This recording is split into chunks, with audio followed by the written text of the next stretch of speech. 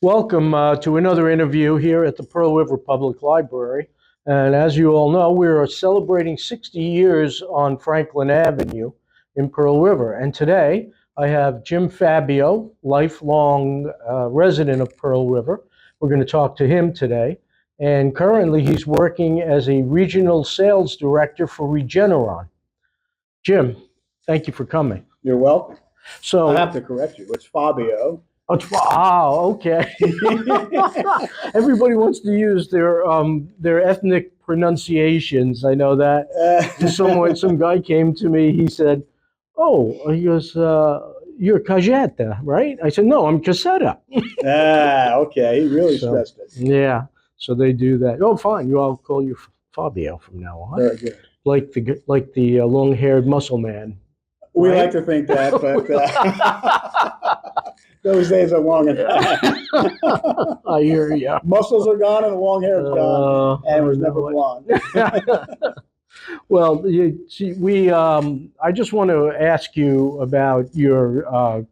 First, I want to know about your family. I know they have historical roots in the town, and if you could just tell me about the first person in your recollection, as how far we could go back, that was living and working in Pearl River. Sure. So my mom, Nan Crosby, that was her maiden name. Her Right. dad, James Crosby, came here, I believe, in mid 1920s. Okay. So that's Crosby with an IE. Mm-hmm. He came up from Brooklyn with his wife, Isabel Campbell was her maiden name. Mm-hmm. They were both from Brooklyn originally, but the Crosbys originally came over from Scotland and settled in Wayne County, Pennsylvania. Oh. And they were farmers. Wow. And by the time my grandfather got here to Pearl River, he grew up in Brooklyn with his other brother, Mm-hmm. and Isabel grew up in Brooklyn with her four elder siblings. Mm-hmm. So they came up here, moved to Ridge Street, bought a house. It was actually a house built by Holt, Mm-hmm. and it was a 1,300 square foot property house on about a quarter acre, Mm-hmm. dead end street on Ridge Street because Gilbert Avenue wasn't built just yet. Right, it was a dirt path. Yeah, and I have the original deed. Mm-hmm. It talks about having no chickens or fencing or any of that kind of thing. So it was truly a company house, actually deeded by Dexter Folder Company. Right, that's right. They took their loans from the Park Savings and Loan, and it was Jim Gilbert who was the spearhead behind that whole program to provide paternalistic benefit to the employees. That's why Avenue is named Gilbert Avenue. Interesting. Yeah. I know that. Before that, it was called Farm to Market Road, going south, actually east then south. Right, with the east-west, and then Right. then to South Main Street. Right, and then that way, where it goes west, was Butcher Road, because the Etcheberry farm was down there, and for generations you brought spring lambs, chickens to them, and they butchered the animals for you for a fee. How about that? Yeah. Never got fresh meat from there. No, that ended after World War II, I believe. But people have told me they used to go, and the old woman would, very taciturn, she'd come, take your animal, cut its head off. You got your Sunday roast. Yeah, that's right. That's right. So what was it like growing up in Pearl River here as a kid? Yeah, so I grew up in a newer side of town. Mhm. So the street was Standish Drive, and the other two main streets near there were Orchid Drive and Pilgrim Court. Right. And these houses were all pretty much high ranches, Mm-hmm. my house was built in 1962. And then later on, there was another group of houses that were built, I would say probably 65 or 66. Oh. And that would have been more like the extension of Pilgrim Court and Orchid Drive. And there was a little Pilgrim Court park. Right, there's a playground there.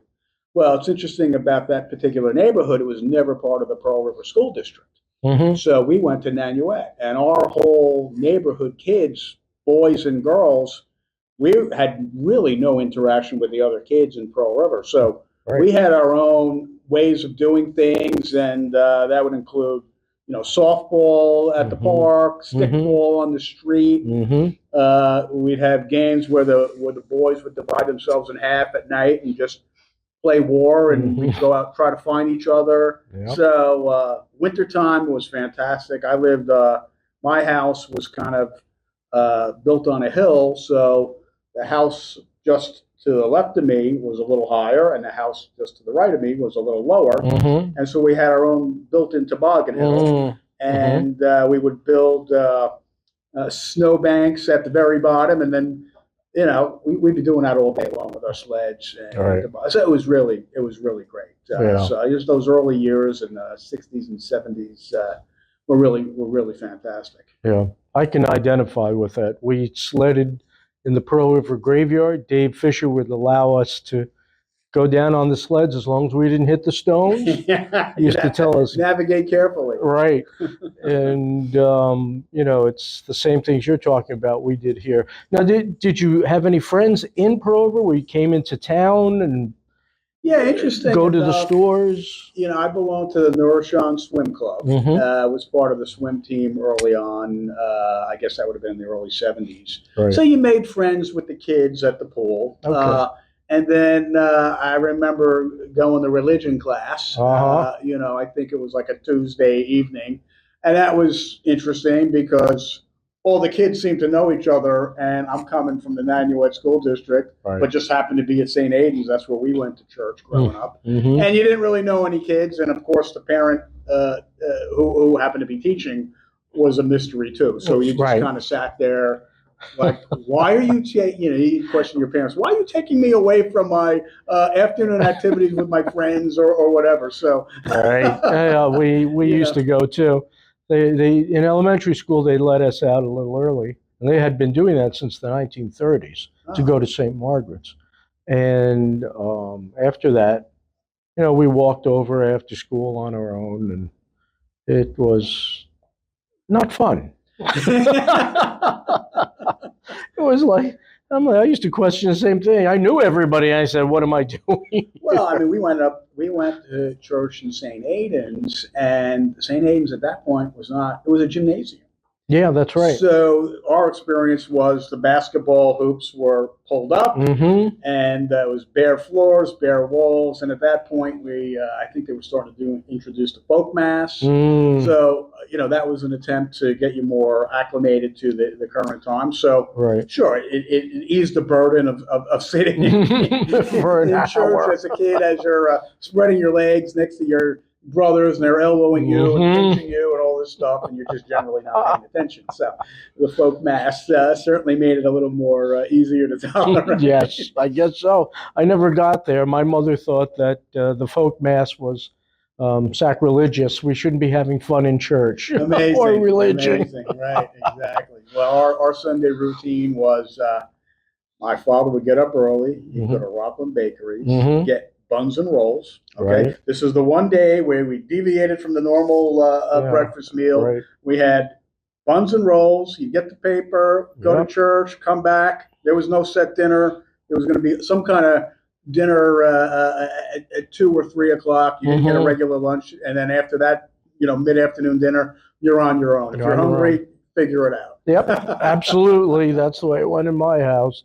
Same way. It's funny. You mentioned your dad. What did he do for a living? Yeah, so my dad was one of 5. Grew up in the Bronx to 2 Sicilian immigrants who didn't speak English in the house. Right. My father was the only one to graduate high school, but then went on to college and then got a master's degree in chemistry at Stevens Institute of Technology. Very good. And in the mid-50s, he got a job at Readily Laboratories as a chemist.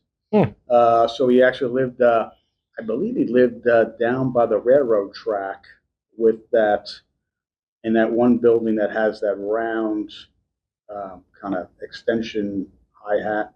I don't know what you call the... Oh, like a turret. The turret. Are you talking about Crooked Hill Road and Main Street? No, he lived right on Central Avenue. Oh, on Central Avenue. Right by the railroad track. Oh, 19 West Central Avenue. That has the turret. Yes. And he says that was my first apartment with a couple of his other buddies. in Pearl Wow. River who worked for Letterly. So Yeah. very interesting. Letterly owned a number of properties where they had their people like all over, especially during the war years. They picked it up. They had the money and they would buy houses on Center Street. They used to own a house where they're building the new storage facility on Railroad Avenue Mm. up further north. And yeah, that's just the way it was. It's always been tight to try to find you. The work was plentiful, living conditions or living space was at a premium. It's very interesting because everybody was here, and there just wasn't enough of it being built. Yeah. It was built in spurts, depending on industry. Well, and you look at Pearl River, all the different housing styles. It Yeah, represents the different buildings that came on with different right. increases in population. That's You right. got other parts of the country, and you got these massive planned communities where everything's the same. Same. So, Yeah. very interesting. So it's well, that's a little. It breaks up the monotony architecturally. True. So your father was a chemist. Mom stayed at home. She was a So stay-at-home mom. mom actually went to SUNY Oneonta Mhm. Teachers College. So Okay, my alma mater. yeah, mine as well. Right, and Mine Adrian's. and Adrian, that's where I met Adrian. And yeah, so she was an elementary school teacher at Nanuet Oh, for a while. But then after Okay. she had the kids, so she had my brother first in '59 and me in '61, hmm and then another two brothers, '63 and '66, she decided to stay home and be a full-time mom. Okay. And she only got back into the workforce, I would say, in the mid-'70s. She started going back part-time Right. at Nanuet. So yeah, so long-time school teacher. What was your first experience with the Pearl River Library? So I remember my dad would pile me and my older brother, and sometimes one of the younger ones in the car. And he says, "We're going to the library." We're like, "What for?" Pick out some books. And I remember we would just go through the stacks and look through the titles, thumb through pictures. What do you want to take out? And my father was always taking out a book. We'd go maybe every 2 weeks or every 3 weeks. What do you want to read? And then we would stack up 3 or 4 books, take them home. They weren't really, for me, I was more interested in the nonfiction Right. stuff that was more informative to learn, Right. not really reading for entertainment, so to speak. Myself too. And yeah, those were my earliest memories. That's great. It was fun. Yeah, that's wonderful. Did you attend programs here? I don't remember attending programs. Okay. I don't recall that at all. Man, that's fine. They were really want to know from these interviews is explain to me how you value the public library for yourself and the community. Yeah, I mean, I think as a kid, having the fact that you were going to find information you couldn't get anywhere else. Mm-hmm. Let's face it, back then in the late 60s, Yeah. 70s, there wasn't a lot of resources. I remember the program Nova would come on Channel 13. And I used to say to my dad, I go, how come I want to see more stuff like that? There's nothing out there. And he's like, you can't rely on TV for information. You got to go look it up. That's right. And so, we would go in and just read encyclopedias. Yeah. At one point, my brother would make phone calls to these telemarketers, these guys that would sell Encyclopedia Britannica. The guy would come over and try to sell us, and my father would entertain the guy and ask a lot of questions and end up not buying a thing, and ultimately frustrating any salesman he ever met. And it's like, no, guys, the library is where you got to go. So, right. We grew up, understanding that the library was going to be your source of information. Right. Yeah, that's fantastic. My grandparents in 1972 bought me a 1946 edition of World Book. And I had this whole thing, and I sat and I read the whole encyclopedia cover to cover. And again, because I used to come here for the Landmark series, French and Indian Wars, Trappers and Traders of the Far West, Kit Carson, Custer, I read the whole series when I was here when Miss Jekyll was here. And after that, I wanted more, and I dove into the encyclopedias, and it just became an obsession. And that's the way it is. Do you see a financial value in the community? What would you think if this community didn't have a library? Would you buy a home here? Well, you think about it, about school districts and about property values. Mm-hmm. And if you don't have those resources Right. for kids, your property values are not going to be high. And Right. that's just the nature of the beast, unless you're in a vacation community. Right. And really, why do people move to Pearl River? It's a good school district. Why do you have a good school district? Because it's supported by the town, and you have all these other services, And the parents. which is the library. Right. Okay, Pearl River Library is very commendable of what they did during COVID. Let's face it, the library is not reading anymore. It's not just not books anymore. It becomes multimedia. Right. Multimedia. So, and then the programming that you guys have initiated and sustained, it's absolutely amazing. And I wish they had that when I was a kid. They just did not, and maybe they did to some extent. Some of it's a function of your parents want to take 4 kids to the library, 5 times a week because of all the different programs they might be interested in. So, but whatever programs existed when I was little, we didn't take advantage of. But now I see them as, whether it's adult ed or teens or elementary school, it's absolutely amazing that this has become, it's a social center, a community center of learning. Right. Exactly. How's that? Yeah. So you think that's a positive that we're a community center? Absolutely. And, my wife, a librarian, but, the kids grew up being read to. So their vocabulary and their understanding of certain topics and their ability to communicate was far above their peers. And partly that is because it's books and reading and language. And where do you get that? You get that from the library. My wife introduced new books, new topics to the kids constantly. Fantastic. And, you like all parents to take advantage of that. Absolutely, sure. You pay the taxes. You might as well get the benefits. That's exactly it. Yeah, sure. That's amazing. Well, it's very interesting how you mentioned that's becoming a social center. We say here a community center, and it's true. What I've noticed is that technology can desocialize us. Everybody's on their computer, they're on their phone, and there's less of that, but the communication comes through electronically, and this takes it to a whole another level. It transcends that, and because basically man is hardwired to have social interaction. Well, I mean, it's so funny to say that because I remember my son, maybe it was middle school. He wanted the PlayStation, and then the PlayStation 2, and then of course the Xbox. Right. And there was always that fear. Oh, he's just going to be isolated in his basement and watch all these games. And however, he was wired with other kids, not only in the community but around the country. Right. And all of a sudden, they're having competition and conversations and learning about each other. And then all of a sudden, the house and in the basement became the hub of the kids' activities. And then when I got bored of that, okay, they had this built-in social network where they were going to go out and explore the world. In fifth grade, you had a pack of kids walking around town. They go to the library, they go to the canyon, they go to the park, they go in the woods.